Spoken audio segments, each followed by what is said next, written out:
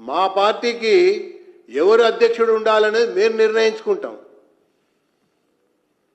మా యొక్క కార్యకర్తల అభిప్రాయం మేరకు, అధిష్టానం యొక్క ఆలోచన మేరకు మా పార్టీకి అధ్యక్షుడు ఎవరు ఉండాలనేది మేము నిర్ణయించుకుంటాం.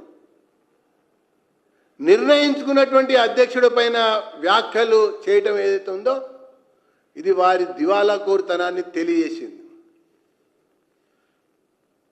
ఒకవేళ నిజంగానే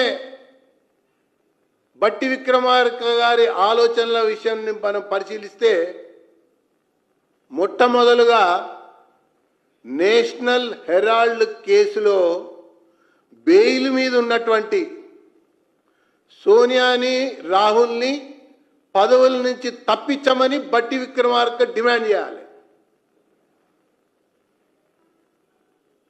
దాంతోపాటు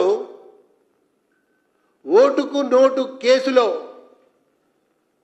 కూరుకుపోయినటువంటి రేవంత్ రెడ్డిని పిసిసిఐ ప్రెసిడెంట్ చేసి ముఖ్యమంత్రిగా పెట్టుకున్నందుకు వారి రాజీనామాకి బట్టి విక్రమార్క గారు డిమాండ్ చేయాలి.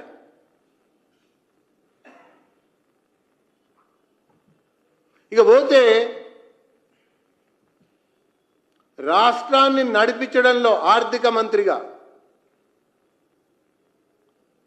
ఘోరంగా వైఫల్యం చెందినటువంటి ఒక ఉప ముఖ్యమంత్రి, ఆర్థిక మంత్రి బట్టి విక్రమార్క గారు.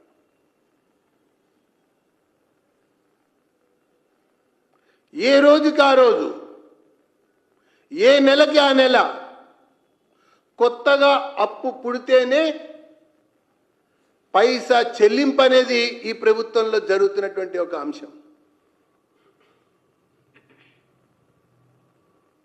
కేవలం బీర్లమ్ముతూ, భూములమ్ముతూ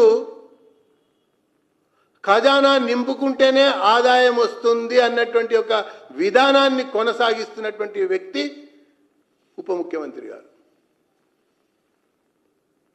వీళ్ళు మా యొక్క పార్టీ యొక్క అధ్యక్షుడి నియామకం గురించి మాట్లాడటమా?